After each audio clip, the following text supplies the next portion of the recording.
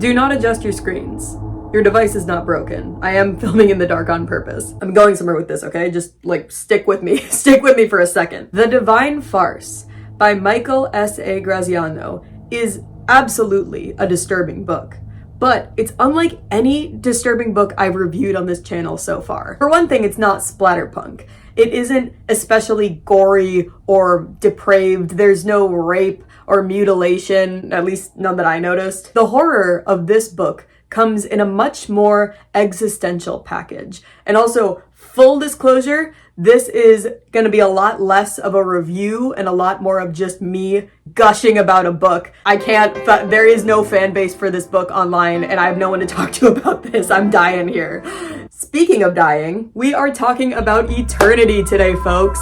Infinity, the unknown, the world beyond, whatever you want to call it. That's right, Dapperheads. Today, we're going to hell. Though it's never explicitly stated that this book takes place in hell, that's the obvious conclusion that most people come to, and it's easy to see why. Without jumping into spoilers just yet, this is a book about people suffering for eternity. Bruh. But what if I told you that this book about suffering for all eternity has an ending that is so hopeful that I had a smile on my face while reading it? I promise you, there's a light at the end of this tunnel. But first, we gotta stay in the tunnel for a really long time. I never realized how much I talk with my hands until I couldn't see my hands in the viewfinder. I can only see blurry glimpses of them. Ooh. Like I said, this isn't fully going to be a review because my review is, I love it. Do I recommend this book? Yes. Fully, wholeheartedly, this gets the Dapper stamp of approval. I'm telling ya, it's good. This video is mostly going to be a summary of the story, since I know you freaks love that. But I will also be stopping every now and then to give some analysis about what we just read and to generally yap about how much I love this book. Speaking of loving this book, I want to give the most serious spoiler warning right now. If you have even the slightest desire to read this book, please pause this video now and come back after you've read it. It helps that the Divine Farce itself is really short. You could read the whole thing in one sitting. In fact, it'd probably take you less time to read the book than it would to watch this video. Also, trigger warning, I will be discussing the following things in detail: death, existential dread, claustrophobia, sexual content, not sexual assault for once, some flashing images of starved and unhealthy bodies, bugs, centipedes, suicide, violence, animal abuse, starvation and food restriction, poop, isolation, depression, and disturbing philosophical concepts in general. Enough yapping, let's get into the actual story. Why are we here? What do we do? It is what it is. We were in darkness.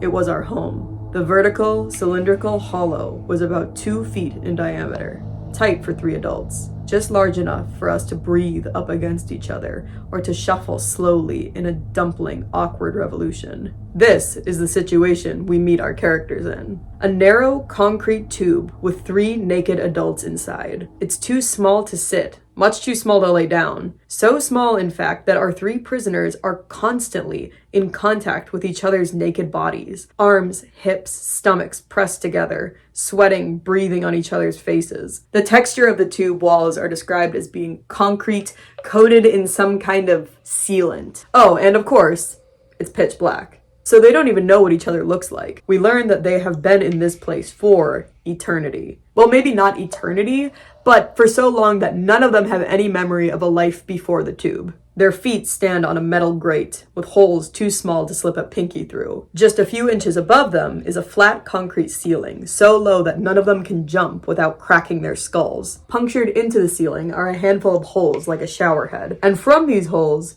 drips their food. Our narrator describes it as pear nectar, a sweet, sticky, grainy goo with the texture of pureed pears, constantly drips from the holes in the ceiling and runs down the walls and all over the prisoners' bodies. This serves as their food and hydration. If any of them have to relieve themselves, they just have to do it standing up, dribbling piss or diarrhea down their legs to go down the drain at their feet. It's made clear to us that death is not an option here. If it was, someone would have found a way to do it by now. None of them have even aged. They are truly stuck in time, stuck in the tube, stuck together for eternity. How's that for an attention getter? So yeah, this is where our story begins, and I'm sure it's already become clear why most people assume that this story takes place in hell. Our characters openly question and debate if they are in hell, because they also don't know for sure. They don't remember a life before the tube, so they don't know if they're being punished for something or if this is just how it is. Religion, God, or the devil are never really discussed in this book, and honestly, I think that's for the best. If you ascribed the rules of a specific religious afterlife to this book, it would kill so much of that beautiful ambiguity. I mean, a big part of what makes the book so interesting is how little we know. Like, are these guys sinners? Are they here to be punished for something they've done in the past? We never find out the answer to those questions, and honestly, I don't think it really matters why they're here. It is what it is, you know? Two major questions that kind of dangle over the entirety of the story are, do you fucking hear my neighbor vacuuming right now? They vacuum multiple times every single day. I've started keeping track of the times they do it. There's no pattern, but they always do it more than once a day. I'm keeping my records and I will be sending them to the FBI to get something done about this. I swear to God, I hear them like vacuuming in their kitchen, like in their bathroom and shit. It's ooh. Anyway, two major questions that dangle over this story are, one, if this isn't hell, then what is it? You know, like, why am I in the tube? Come on. And two, if this isn't hell, then what is? Like, I'm already in the tube. Like, how could it possibly get worse than this?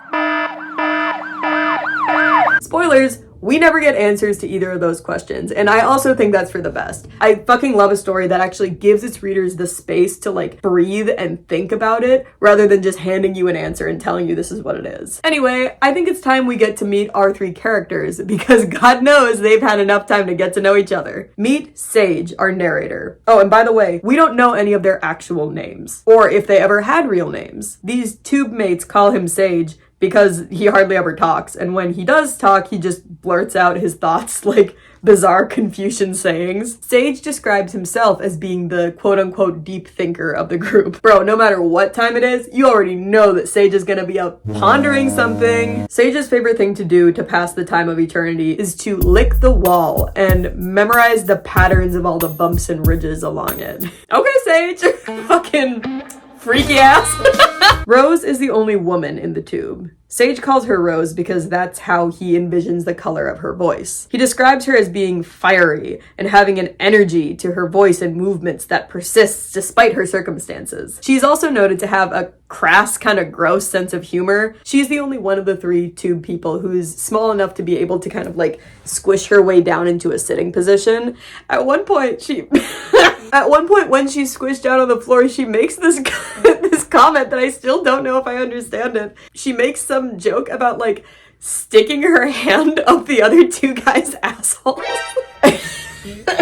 I don't know if that's what the actual joke is. Maybe I'm misunderstanding it, but that's just what I took from it. What a crazy thing to say. Casually telling your two roommates for the rest of eternity that you want to finger them is crazy, Rose. Finally, there's Henry, believed to be the oldest member of the tube club because he's bald.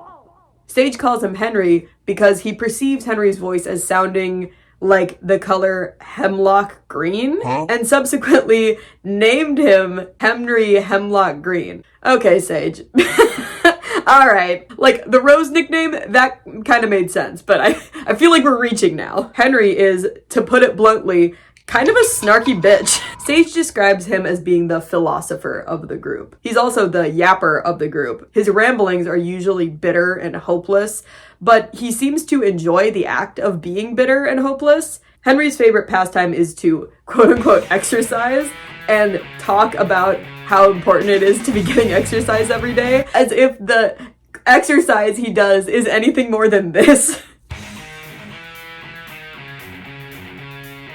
So yeah, this is our motley crew. Sage, Rose, and Henry, standing for eternity, covered in pear nectar, in the dark. Some of you might have picked up on this, but the strangest thing about these guys in this tube is how calm they are. Like, don't get me wrong, they're not like happy with their situation, but they seem to be more or less okay with it. We are told it wasn't always this way. At some point in the past, the three of them were horrified by their circumstances. They beat the walls, they wept, they fought, they screamed at each other and at nothing. Why? Why are we here? What do we do? It is what it is. This is the first time the book forces us to reframe and reconsider what is eternity and what is hell, really. Trapped in this nightmare situation for eternity with no light, no space, no freedom. That is horrifying.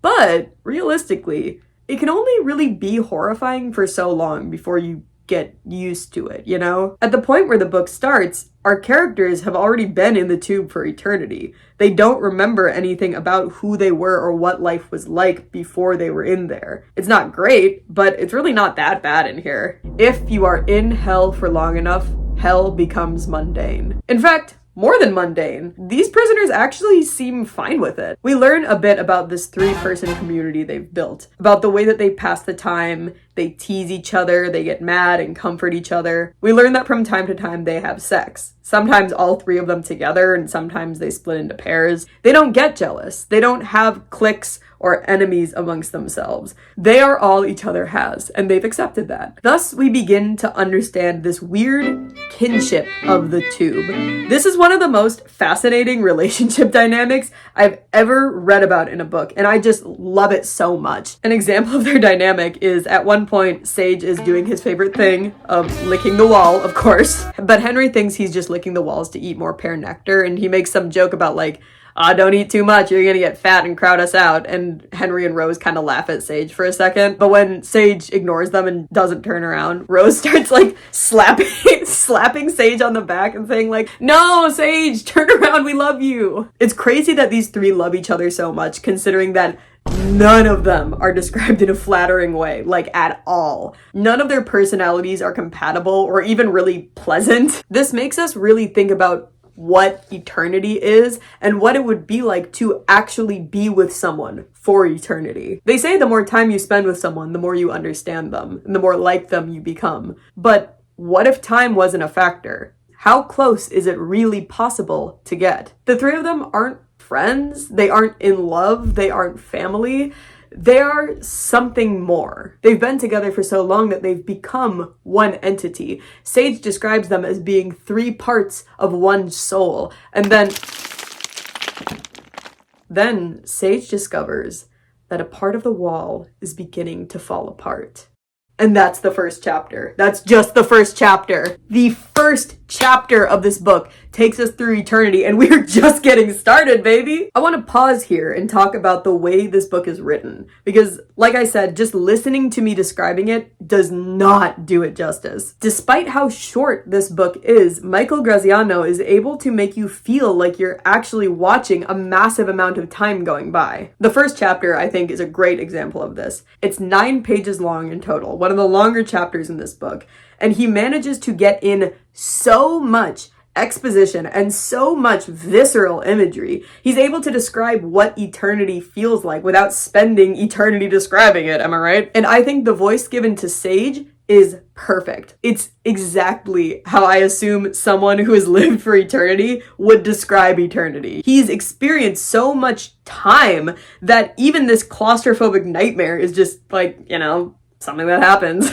He talks about his time in the tube like how someone would describe a summer job they had in high school. Like, yeah, at first we were freaking out, like, oh my god, let us out of the tube, what the fuck? But then we got used to it, and it was like, fine, you know? One time Rose said she was gonna finger me, that was weird. In fact, the casualness of the descriptions really adds to the emphasis on how long they've actually been in there. Considering the circumstances being described, you would think the whole first chapter would be Sage describing just how much fucking toiling is going on in this tube, man. Like, I assumed it would be chapter after chapter of like, my legs are strained and twisting and knotting, my feet feel like they're being crushed, the bones in my toes are breaking, But instead, he says it like he's voicing a complaint he's voiced a billion times before. An exact quote is, I wanted to sit down. My feet hurt, my heels ached, the muscles in my thighs burned, and yet there was no sitting down. Like, he's not just suffering. He's been suffering for so long that his suffering isn't even noteworthy. This, seriously, this is your last chance. Immediately after this disclaimer, I'm going to get into the rest of the story. If what I've told you so far interests you, I'm begging you to pause, go read the book, and come back when you're done. Trust me, I'm not going anywhere. This hole in the wall presents a lot of possibilities to our tube trio, and a lot of questions too. How could the wall be permeable at all? Why would it start to be worn down now, after all these centuries of us bumping our butts up against it? Could we possibly break down the wall? What could be on the other side? And whatever's on the other side, could it possibly be worse than the situation we're currently in? They each have a guess for what could be on the other side. Henry says molten lava, boiling water, 1 trillion centipedes. Rose says, more wall. You can tunnel through that stuff for 1,000 parsecs and it's all solid concrete. Sage guesses, more stalls, just like ours. The three of them argue and debate on what to do. They're scared to get close to anything new, but eventually they're bored and they decide to just go for it. Henry, continuing to be a hater-ass bitch, seems excited for a disastrous outcome just so he'd be proven right. You'll see. You'll be sorry. Don't worry. We'll make ourselves a little extra space, that's all. Until the centipedes. Henry, shut the fuck up! So the gang takes turns rubbing away at this concrete, and honestly they're probably just excited to have something new to do. And when you have infinite time, the task of wearing down concrete with your bare hands isn't even that daunting. But once they start to actually make progress, they start to get scared. Sage starts to wonder if this is all a huge mistake. Maybe they're not in hell. Maybe this is heaven, and by digging this hole, they're slowly destroying their paradise. What if whatever is outside of the wall is actually hell? And if we...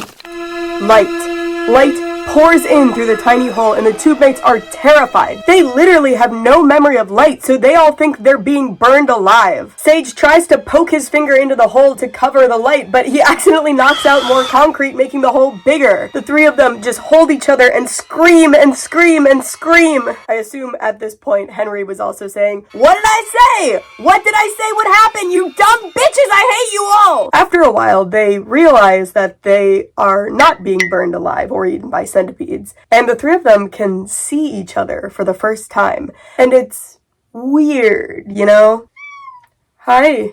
That's Sybil, my parents' cat, who tried to sabotage Sports Show that one time. I guess this is her house too, so she's gonna be coming and going throughout the video. Sorry. The three of them take turns peeking through the hole, and they see, surprise, more concrete. I mean, it's like different concrete. It's farther away concrete, but it's still exactly the same material as their tube. They all know that now that they've seen the light, they can't stay in the tube anymore. Their old way of life is gone and it's never going to come back. It's not optional. They have to take down the wall.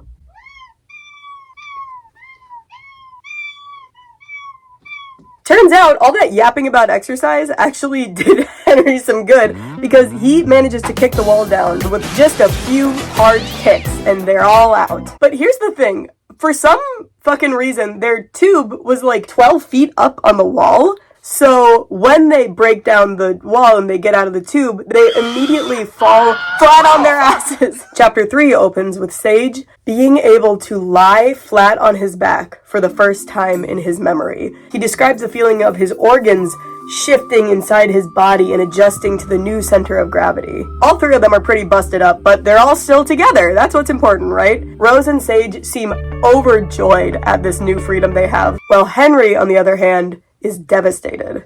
It's all over. What's over? Don't be silly, we're all here. Sure. The gang decides to explore the cave, and this is where we get into the meat of the book. This is where we're going to be spending most of our time reading. The cave that they fell into is insane. Let me try to describe it. It's all concrete, like all clearly designed and man-made, but it's designed to look like an actual cave. Like there's stalactites hanging from the ceiling, and there's pebbles and formations sticking out of the wall, and yet it's all this black painted concrete. Speaking of the ceiling, there are two big, flat, white circles in the center of the room. Sage realizes that these are the lights illuminating the whole room. There are also other people in this cave, like a lot of other people. They all sit scattered throughout this massive room, some of them sitting in clusters together, some of them sitting on their own. None of them are talking, none of them react to our friends falling from the sky. They're all just sitting and staring, catatonic, defeated, empty. But do you think Sage gives a fuck about them? Hell no! He says, and I quote, "All these sad faces in the room could not stop my excitement. Whatever was wrong with these people, I didn't have it." He does not give a fuck about these bitches. He said, "Cheer up or gear up, bitch, let's go." Holding hands, the tube team learn how to walk again. and they begin stumbling and tripping their way to the end of the cave where there seems to be an opening on the wall. Going through this opening, they find themselves in, surprise, more cave. This cave room is almost identical to the last one, but it's even bigger, and it has even more of these openings all dotted around the wall. And there's also a lot more people here. But instead of just sitting and staring, these people are all on the move. Oh yeah, and by the way, everyone here is butt-ass naked. So, get ready for that, I guess. Trigger warning, butt-ass naked. At first, Sage thinks that they're all wearing socks and shoes, but he quickly realizes that that's just their feet caked in mud and shit. Oh, yeah, did I mention that the ground is just covered in sewage? Because it is! So yeah, all the other people in this room are scurrying to and fro. They're going in and out of all these passageways on the walls. Some of them are running desperately as if they're being chased. Some are just wandering aimlessly like they have nothing better to do. Some are speed walking as if they have a clear goal in mind. But one thing's for sure, none of them are paying any mind to our tube trio. Sage comments on how out of place the three of them must have looked, holding hands in this room of individuals. Every single other person was on their own, as if companionship was a faux pas. So this is, understandably, a pretty disorienting experience for our gang, especially seeing all these different people all together for the first time. Sage mentions that if there's a part of the human brain designed to recognize and process other people's appearance, that part of his brain was gone because he was completely overwhelmed and honestly pretty terrifying looking at all these new faces. This is another point where I want to pause and talk about the writing itself in this book. The prose is very hard to describe. It's extremely, excessively descriptive, but without slowing down the narrative. The pace of the story is really fast, but somehow without you even noticing how fast it's going. I don't know how to fully describe the writing without just reading you a huge chunk of the book itself. So I'm going to read you a huge chunk of the book itself. At the point where the tube trio is just standing there watching this surging, weaving crowd of people, Sage describes what all these people look like to him. This description is done in one run-on sentence that lasts for over a page and a half. It's absurd, but it's so good. This is the sentence, the one sentence. Ancient, paunchy, jiggling faces, mouths partly open in the concentrated effort of breathing, lined faces, veiny noses grown into the knobs and blobs and beaks of decrepitude, crumpled lips, hair scraggling and twisting down over foreheads, eyes peering out behind strings of hair, pupils skittering suspiciously, broken teeth, enormous teeth that stuck out at the wrong angles, neat, small teeth like knickknacks packed into a suitcase, thin faces like the blades carved out of bone, skin so starved and transparent that it revealed the blue veins kinking under the surface, faces as black as the artificially painted walls of the cave and as white as the circles of the moon lighting above, as purple as new bruises, as yellow as old ones, young faces with wide eyes, toothy grimaces of effort, scowls of anxiety, giant nostrils like scale models of the cavern itself, thin nostrils like scalpel cuts, chicken necks, pleated and sagging and bouncing with each step, sack torsos, stick torsos, wire torsos, bent up and bent over, as if osteoporosis had turned the human body into a flexible toy, sunken abdomens, exactly as though an autopsy had removed the organs and stitched the skin back up over an empty hollow, rolls of abdominal fat that ballooned down to the thighs, breasts like boxers' fists, like dollops of grease, like cheese, like twin fish hanging down and slapping against the belly, penises that wagged and slapped and bobbled, that stuck out like a monkey's thumb, that hung like a dog's tongue, like an octopus tentacle draped possessively over two sea urchins, dirty curls of pubic hair stiff with dry mucus, loose gaping vaginal lips, pursed and crimped lips, labia that smacked open and closed in the rhythm of running, genitalia lost in fat, genitalia huge and glaring like an open sore on a gaunt pelvis, bloated bodies on skinny legs, elephantine legs rolling with excess skin, scarred lumps for knees, hairy kneecaps, muck slathered to the hips, to the shoulders, to the top of the head, buttocks like external hearts pumping and squeezing with each step, like party balloons filled up with grease and sewage, strings of hair hanging down from assholes, stringy mucus on thighs, fat lumps of hands swinging beside hips, fists clenched, hands open, fingers hanging like long killed snakes, delicate hands and powerful meaty hands, hands that clawed and raged, chicken foot hands, eagle claw hands, giant feet like camel's hooves that slapped the ground and splashed the sewage, small, thin, long-toed feet like monkeys' feet. Monkeys! Literally monkeys! hairy little gray, gaunt, dog-like, four-footed, handed monkeys scrambling over the floor with terrified upward glances and squeaks, ostriches rushing past, feathers fluffed out in startle, great muscled necks and reduced heads swaying loftily above the crowd, pterodactyls, their wings ripped and shattered, hobbling on their claws, their pointy heads turning anxiously this way and that, alpacas with great sad eyes, horseshoe crabs clacking on the stone, giant sloths, pot-bellied pigs, fruit bats, gnats, a rhinoceros, or it might have been a gargantuan hairy armadillo, a small theropod, that is to say a two-footed, tropical-colored, red and blue and yellow and green carnivorous dinosaur about the height of my shoulder, but mostly people. Do you see what I mean by the writing being insane? It's so graphic and visceral, but it's so fast that you don't even have time to process it. Like, at least when I was reading it, the images were just flashing in my mind rapid fire. I felt like I was the one seeing humans for the first time. I was the one completely overwhelmed by the experience. Oh yeah, also there's animals down here.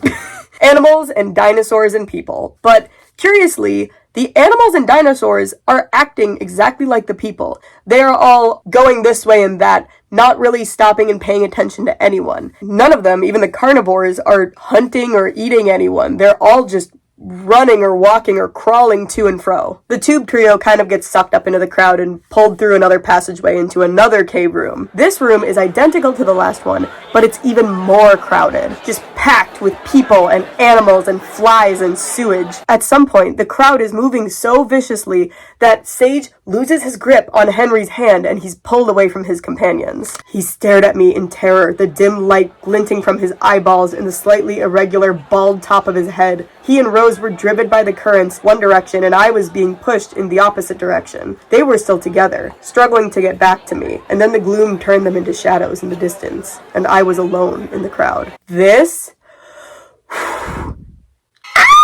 is the most heartbreaking part of the whole story. Oh my god, I'm freaking out. When Sage gets separated from his friends, he's not panicking like Henry is. He's pretty chill about this, because he figures, I'll just meet back up with them later. Especially because he kind of likes running with the crowd. After all that time in darkness and sameness, he's kind of enjoying the sensory overload and like hearing and smelling and seeing all these new things. I thought Henry and Rose would be easy to find whenever I was exhausted by the new experiences and needed a rest. But I didn't yet understand the scale of this place. So Sage is moving with the crowd. He's getting pushed from room to room to room to room to room to room to room to room, and all of the rooms are identical. And no matter how many passageways you go through, you just keep finding more rooms.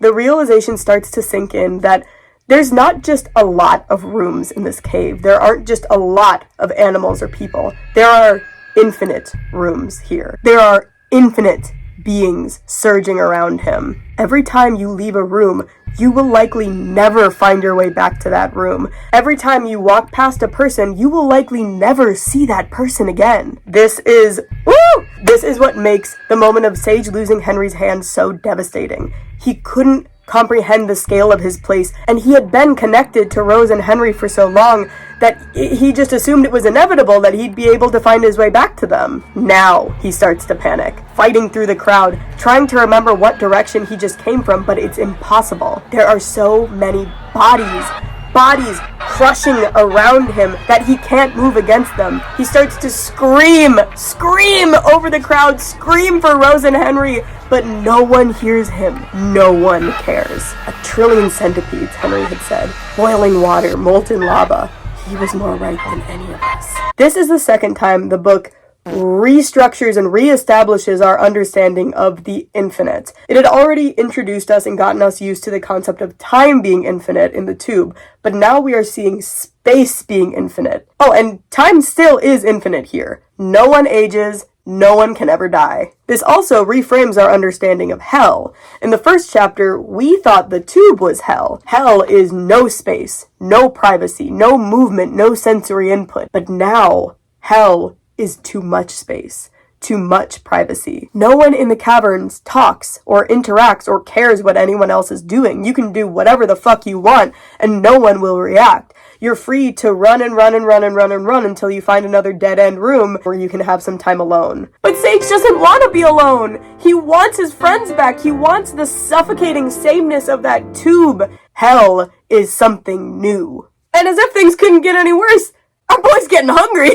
He realizes that for eternity, he has had an endless supply of pear nectar to lick off the walls. It wasn't much, but it was enough so that you would never get hungry or thirsty. Now he's experiencing hunger and thirst for the first time, and he fucking hates it. He eventually stumbles into another dead-end room. There's only a few people here, and they're just like the people in the first room the gang saw. They all found a quiet room where they could just sit and give up. At first, Sage thinks that this is the first room that they came from, where they burst out of the wall, and he's overwhelmed with hope, only to realize, nope, it's just another room in this cave of infinite rooms. Here we get to see even more of Sage's personality, and we learn that he's kind of judgmental. I wandered among the human tombs. When I found an open place on the floor, I sank down, cradled my cut-up feet in my hands, and let my eyes drift weakly around the cavern. I had become one of the derelicts. No, I told myself. I'm different. I'm not as bad as them. I'm going to rest for a moment and then get up. And go where? I didn't know the answer to that question. Sage says out loud, "Where do I get some food here?" No one answers him. Okay, now he's getting pissed. Imagine being hangry for the first time in eternity. He picks up a rock and throws it at one of the sitting people, hitting them in the ribs, and he screams, "Where do I get some food here?" But the person just whimpers and covers their face. Okay, great, now he feels like shit too. The guilt of hurting a person for the first time sends Sage spiraling. He hates himself for hurting that person. He hates himself for ever finding that hole in the tube. He hates himself for wanting to find out what was on the other side. He thinks about Rose and Henry. What if they got separated too? Remember earlier he described them as being 3 parts of one soul? Well, now the soul was dead, ripped apart and scattered into hell. He doesn't know what to do with his body. He grabs his hair, he rocks back and forth, he screams and weeps and wails. None of it helped, of course. Theatrics don't work if nobody cares. Sage comes to the conclusion that the only thing to do now is starve to death.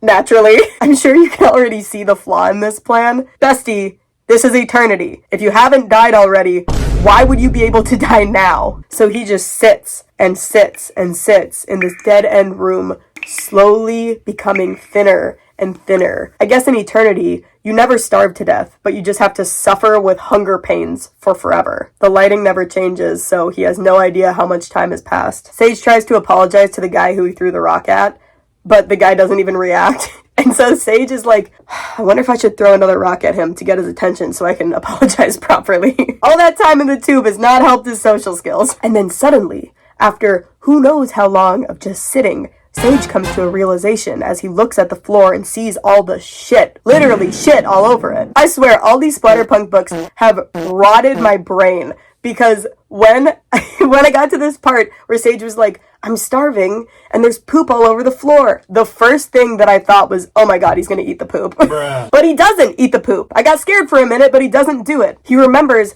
that poop is the final stage of digestion. So if all the creatures here are pooping, they must be getting food from somewhere. He comes up with a plan. At this point, he's almost skeletal, but he forces himself to get up and get back out into the crowd. His plan is to follow the crowd and let it just kind of carry him until eventually he ends up at wherever the food is. And sure enough, it works! Eventually, he is dragged into what I call the food room. The imagery of the food room is so insane. I remember I had to reread it a couple times to fully get what was being described. Sage doesn't see the food at first. He just figures that this must be where the food is because it's the most crowded room he's seen so far. Understandably, all the creatures in this room are starving.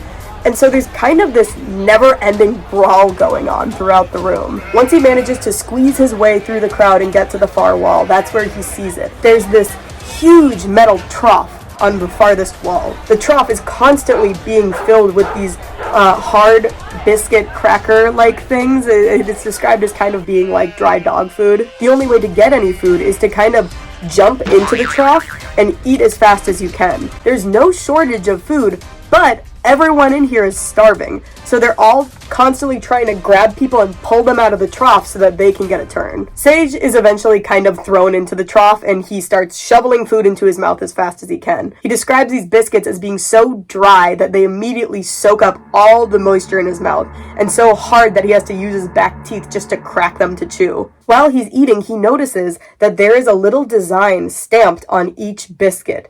It looks like a capital H. H? You don't think H stands for hell? This is the closest we get to any kind of evidence or confirmation that what we're reading is taking place in hell. And even this is so vague that it doesn't really prove anything. Then again, the H could stand for heaven, or the Hilton Group. Maybe the management of eternity had been outsourced to a hotel chain. While he's pondering this, he gets grabbed and thrown out of the trough. But that's okay, he's full now, he has food. But he also has a new problem. Those biscuits were so motherfucking dry that now he needs water. So, back out into the crowd he goes, being pushed and dragged for miles and miles and miles until finally he comes to what I refer to as the water room. The water room is also huge, but with this web of pipes all over the ceiling. These pipes are constantly leaking and spraying and dripping and dribbling water out onto the crowd and running down a wall. Just like in the food room, the water room is packed, but unlike the food room, the mood seems to be generally better here. The crowds here are laughing and dancing and kissing and fucking wherever they can find space. Some hydration puts everyone in a better mood, I suppose. But of course, this happiness can't last for long. As soon as you get your fill of water, you gotta get back out into the rat race searching for food again, cause who knows when you'll be able to find it next. Once Sage understands how this place works, he starts to get kinda good at it. He works out a system. Every time he finds a food room, he gets 6.5 biscuits. No more. Eats 4 of them right then, saves the other 2 in his mouth to soften up. Back into the crowd, find a water room, finish the biscuits, drink water, find a dead end room, sleep, wake up, repeat, repeat, repeat, repeat, for all eternity. Again, we get to see some of the kind of cockier side of Sage. I was good at hell. I was no longer like those people who crammed biscuits and lurched out of the food caverns, temporarily insane with excitement. They were ineffective hunters. They never knew when their next meal might come because they lacked determination. When they could, they ate themselves fat, ate themselves sick, and then starved themselves flabby. Most of their biscuits were stolen from them anyway. Oh yeah, by the way, there's a lot of people robbing each other for biscuits down here. This is how Sage lives for centuries upon centuries. But he never stops thinking about Rose and Henry. He never stops desperately looking at the faces passing by him, hoping to see them again. And he tries to forget them. He tries to turn off his brain and focus on just playing the game of hell, but he can't. He's never able to escape the empty feeling in his heart. Chapter 7 and 8 are slower and shorter. Very uneventful compared to the wild ride we've just been on. They don't even move the plot forward, but I still think they're really important nonetheless. Chapter 7 is 2 pages long. We see Sage in one of the dead-end rooms, laying on his back, staring up at the lights on the ceiling, sucking on his last biscuit. And there's a woman sitting in the room, too. It's not Rose, don't get your hopes up. Like most of the people in all the dead-end rooms, she looks like a husk. Unmoving, unblinking, empty. Sage doesn't know why, but he starts feeling compelled to give this woman his last biscuit. He holds it out to her for a while, and he starts to think that maybe she's too far gone to even move. But eventually she reaches out, takes it, puts it in her mouth, and resumes the position. For some reason, this interaction makes Sage feel sick. He's, like, disgusted by something, but he doesn't know what to blame. He wants to be mad at someone, but he knows that it's not the woman's fault. He eventually decides that he must be mad at himself for being weak, for willingly giving away the last of his precious food. Like what, was he getting cocky now? Does he think biscuits grow on trees? He stands up and he's about to leave when the woman says, "I want more." Sage freezes, and he realizes this is the first time he's heard anyone speak since he was with Rose and Henry. At this point, he measures time in meals that he's eaten, and he's had thousands of meals since the last time he's heard someone say a word. Not knowing what to do, Sage says, "I'll bring you some more." And then he walks out of the cave. He doesn't know why he said this. He will never be able to find this room again. He knows that. And even if he could, He knows that food won't do her any good without water. When he left the dead-end room, he knew that he would never see this woman again. So why did he say, "I'll bring you more"? This is a very odd interaction, and it's a very odd interaction to dedicate an entire chapter to. But I think that this is so fucking poignant and important, especially when he says that he'll bring her more. He's baffled at his behavior, but to me, it's obvious why he said that. It's like when you run into someone that you know at a grocery store and you say, "We should get together sometime," and they say, "Oh yes, it's been too long," and both of you walk away knowing full well that you'll never actually hang out. It's a polite lie. Even though it's been an eternity since Sage has had any social interaction, when someone talks to him, his manners come back to him like muscle memory. I'll bring you more. It's illogical and untrue, but he says it because it's a polite thing to say. Adding on to that, I think he felt disgust at himself when he gave the woman a biscuit for the same reason. In the caverns, it is illogical to give away your own food. That's just not what we do here. It's a dog-eat-biscuit world. This is a place of beasts and shit and darkness. Every creature spends every second of their time fighting for their own survival. But he gave the woman his food because he was full and she needed some. Another possible theory I have for why he was filled with disgust at this interaction was that he wasn't actually feeling disgust. I think he felt bad for her. And the feeling of sympathy or pity or whatever you want to call it was so new to him after spending so much time just in survival mode that it made him feel physically ill. Chapter 8 is even shorter. It's only 1 page.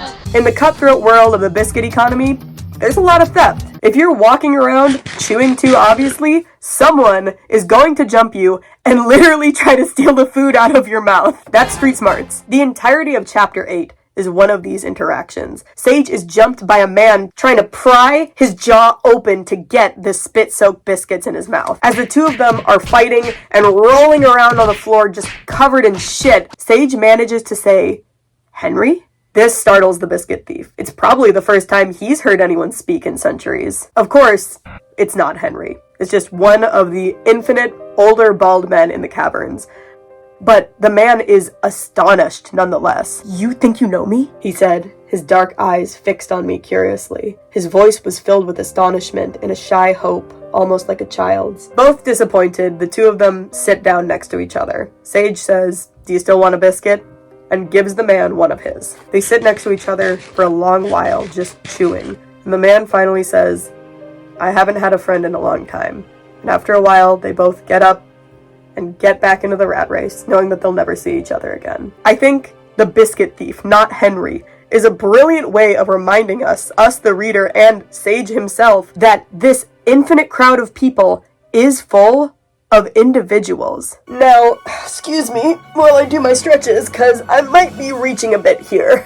But this is what I think. I think this man was also in some tube for eternity. I think he also had 2 co-prisoners that he spent centuries with. I don't know if they became as close as Sage, Rose, and Henry, but I know that the man at least thought of them as being his friends. I think this man also had a name that his partners gave him. This man forgot his name. Maybe he forgot his friends' names. Maybe he forgot that he ever had a name to begin with. But when Sage takes a wild guess at this man's identity, it shocks him. He says, "You think you know me?"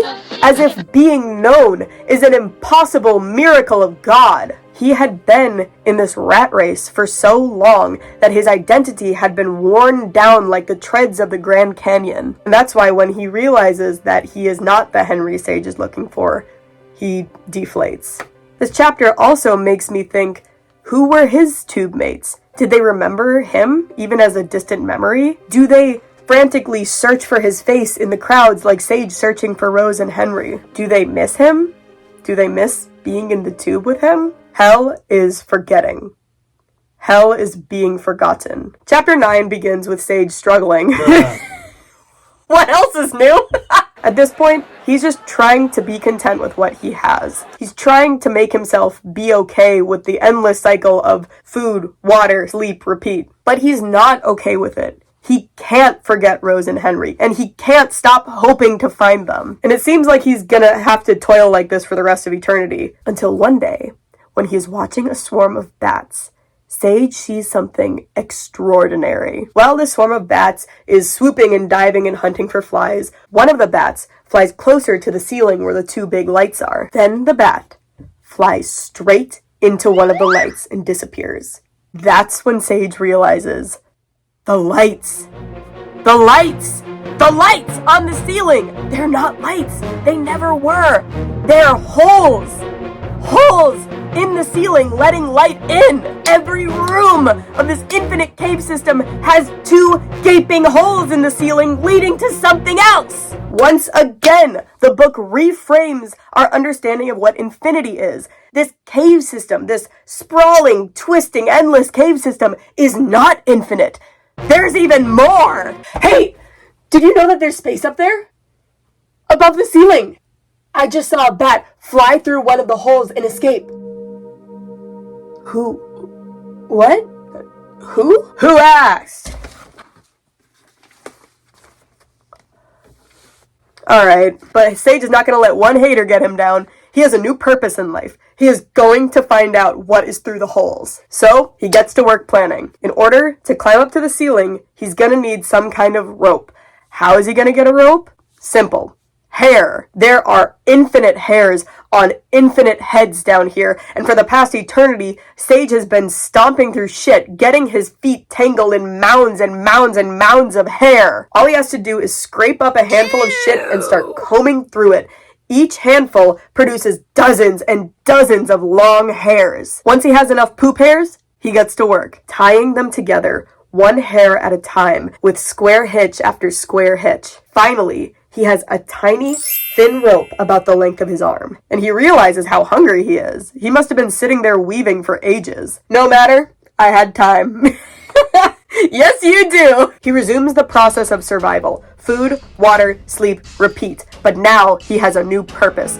Every spare second he has, he is weaving. Now the rope has grown from 2 feet to 5 feet to 10 feet, and it's getting thicker and thicker. He's so proud of himself that he again tries to talk to someone about his plan. I'm making a rope. I'll use it to climb out. What do you think? Who? Who, me? Who fucking asked? Bitch, think I care about the rope?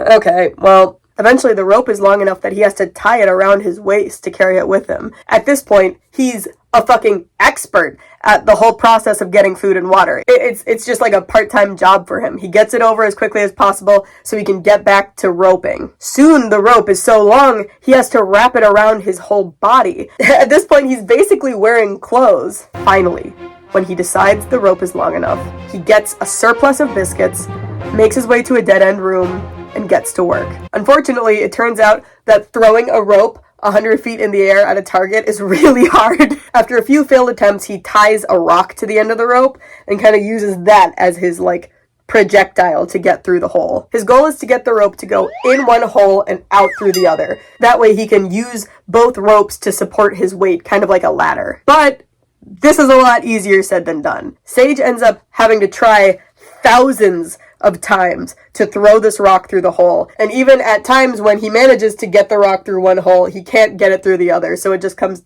tumbling back down to the ground. At one point, his rope rock falls and hits one of the other people who is just sitting in this dead-end room. The man gets up and screams in Sage's face. He doesn't even say words, he's just screaming. I'm trying to escape. Okay? If I can escape, you can come with me. Would you like that? Who? What? Oh, okay. Who fucking asked, bitch? Okay. Fuck you and your stupid ass fucking hole. I should have seen that one coming. Yeah, you should have, but you didn't, ugly. So now what? Yeah. So, finally, it happens. The perfect throw. He gets it in one hole, down through the other. He's able to feed the rope up until the other end comes down. He can finally make the ladder. One more small problem. The hole is too small for Sage's big ass to get through. So, now we have a new goal.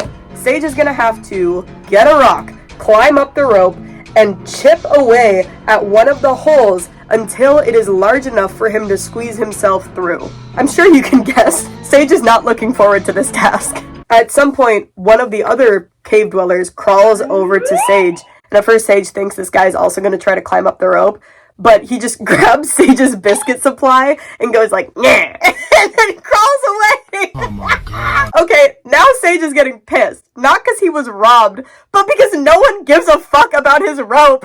Do you guys see this? Like, am I crazy? This is really exciting. This took me literally forever to make. I'm making this all sound funny, but Sage is not laughing. He is distraught, and he starts seriously considering giving up on the escape plan altogether. He starts to wonder, like, does everyone know something that I don't? Maybe this isn't impressive. Maybe I shouldn't be trying to get out of here. After all, the last time I tried searching for something more, I ended up here. What if whatever is through the ceiling is worse? What if when I get up there, I'm not able to come back down? I mean, maybe it's not so bad down here. We are confronted again with that theme from back in chapter 1, back in the tube. When you're burning in hell for long enough, burning in hell becomes mundane. And he starts seriously trying to convince himself that he has a good life down in the cave systems. Like, yeah, it's not great down here, but at least he's used to it by now. Yeah, his soul is empty and he can't escape this feeling of heartbreak and loneliness, but is that really such a big deal? Everyone else is doing it and they seem to be holding up all right. Maybe the chance of things getting better isn't worth the risk of things getting worse. No. No. Sage picks up a rope, climbs up the ladder, and begins the slow, painful process of chipping away at the concrete ceiling. This takes ages. He only has enough strength to support his weight for a little bit before he has to climb back down and rest. He has to break the chore up into several trips. Also, at this point, he's starving again. But there's no way he's gonna lose the progress he already made to get food now. A new cycle begins. Climb up, chip away, climb down, rest, repeat. Each trip, he's only able to dislodge a few pebbles and grains of sand at a time. And each time he swings and misses, his knuckles scrape the concrete roof of the ceiling. They're bleeding now. Even though his rope is made up of soft hair, it's begun wearing down the skin on his palms. And when he does manage to make progress with this chiseling, each hit sends a rain of sand down into his eyes and nose and mouth. He's getting blisters, he's getting thirsty, he's bleeding. Until finally, the hole is big enough. Just barely, but it's still big enough. Sage admits that he probably should have taken a rest before trying to climb through the hole, but at this point he is so impatient, he's not gonna stop now. With the last bit of strength he has left, he lunges up at the hole, cracking his fingernails, scraping the surface, trying to get a grip. His feet are slipping. The jagged edges of the newly chiseled hole gouge into his emaciated body as he struggles to pull himself through. And then, finally, he's up. Hello. Welcome to the end. Sage finds himself on a silent, perfectly flat plain of gray concrete. Randomly but evenly scattered across the plain are these huge black dots with steam rising up from them. He understands that these dots are the lights in the cave, but from above. The sky is, surprise, infinite. Dark and infinite. He's afraid to walk away from his hole, fearing that he won't be able to find his way back. But, in fact, his muddy feet are leaving a trail of footprints behind him. For the first time, he's actually going to be able to retrace his steps. Still, he takes his rope with him, just in case. He wanders for a bit until he sees something massive in the distance. Considering what he's seen in the caves, he assumes that it's a beached whale or a huge dead rhino or something. But as he gets closer to it, he finds that, in fact, it's an enormous metal tank laying on the ground next to a hole. A pipe is attached to the tank, extending straight into the sky, so high he doesn't see where it ends. And there's words on the tank. Water station. A huge, open tank of clean water is just sitting out here in the open. This shit's crazy. Sage climbs in, and he's able to drink as much water as he wants. This drink moment, like, the most euphoric thing I've ever read. Sage describes feeling the water he drinks rehydrating his muscles and his organs, and being absorbed into his skin and cooling the hot scrapes on his hands and feet. Once he's had his fill, he has a bath for the first time in his whole fucking life. He realizes a bit too late that by bathing in it, he's like kind of ruined this water that is supposed to be going into the water room down below. Oops. Oh yeah, Sage can look into every single room in the cavern system now. That's pretty neat. He wanders a bit more and finds another huge tank, but this one is full of biscuits, meaning there's a food room below him. He eats and eats to his heart's content, and the tank never runs empty because it's constantly being refilled by that pipe going to the sky. He finds other tanks too, full of different kinds of food, liquid food,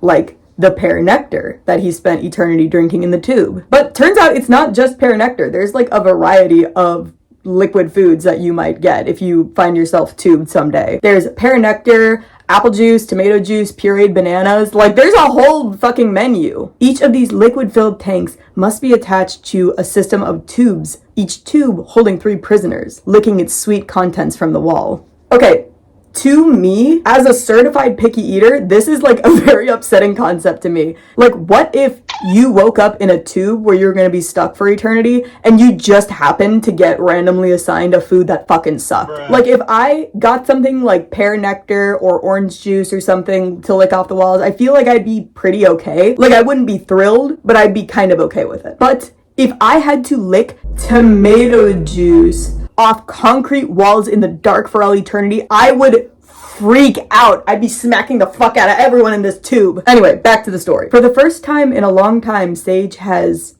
peace. He doesn't have to worry about starving or fighting or being robbed for food. He can lay down, take his time. He can carry biscuits with him to a water station and eat and drink to his heart's content. There's no problem here, right? This should be a huge relief, but Sage still feels weird about it. Something is very wrong here, but he can't quite put his finger on what it is. If you're anything like me at this part, I was waiting for the next bomb to drop. Considering that every time we've seen Sage move to a new setting, it gets like even worse and scarier. I was expecting the boss of this place to come down and be like, this was a test and you failed, and like smite Sage or whatever. But instead, what happens is nothing.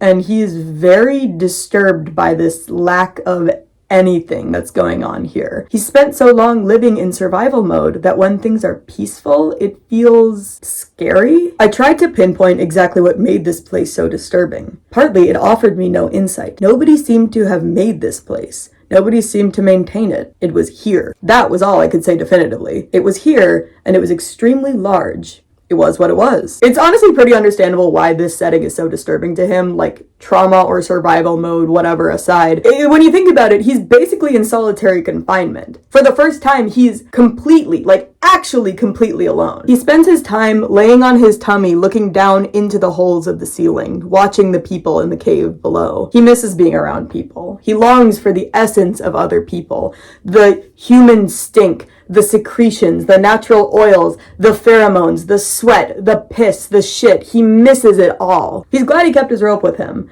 because he's begun fantasizing about going back down into the cave. Just like how when he was in the cave, he was fantasizing about going back into the tube. At some point, he remembers that woman that he gave biscuits to and that polite, dishonest promise that he made her. I'll bring you some more. And he realizes he can actually do something to help the people down below. He starts carrying handfuls of biscuits from the tank and dropping them into random holes. He's playing God and he knows it. And he is having a great time distributing manna from heaven. In this way, he still gets to interact with the people below, even if he's nowhere near them. Now that all of his base needs are met, Sage finally has time to do some good old pondering. He did say that he was the deep thinker of the tube. Remember, pondering is his whole thing. The more grandiose I let my thoughts become, the less the world made sense. The more focused my thoughts became on the specific, the mundane, the pragmatic, the more of the mystery I understood. The purpose of this strange, cold, utilitarian logic of the world? I didn't know, but the cuts on my feet finally beginning to heal, little white scars that I can feel with a gentle distinctness against the pads of my fingers. Not only did I understand them, but they seem to throw a glow of meaning around me.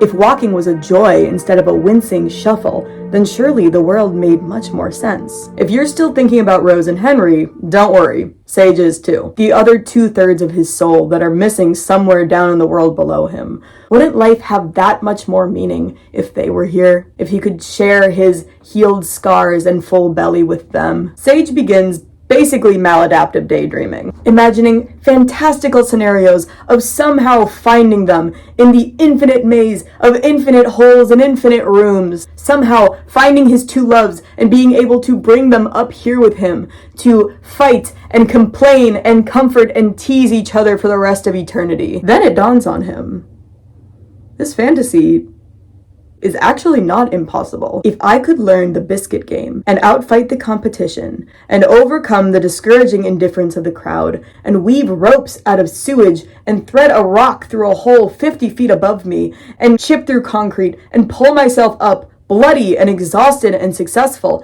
if I could do all those difficult and imaginative, that is to say crazy things, then couldn't I use this forbidding place above the world to search for my friends? And here, for the last beautiful time, the story reframes our understanding of infinity. Infinity is not just a challenge, but it's also an opportunity. It's a powerful tool. If Sage had, say, 100 years to search for his friends in infinite holes, it would be impossible. But he doesn't have 100 years. He has infinite time to look through infinite holes. Just like rubbing down the concrete wall of the tube with his bare fingers, this task is really not that daunting when you remember that there is no time limit. And here's where our story ends. I am going to read you the last paragraph of this story.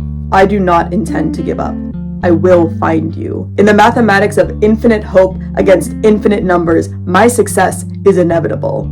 I've already seen 6 pseudo-Roses and 3 ersatz Henrys. I knew they weren't you. I had to look closely, but I figured it out. When I find you, the real you, one at a time or maybe both together, I'll come swinging down on a rope, beating my chest, and then you will be amazed. And then we will be together again, almost like it was before, only better.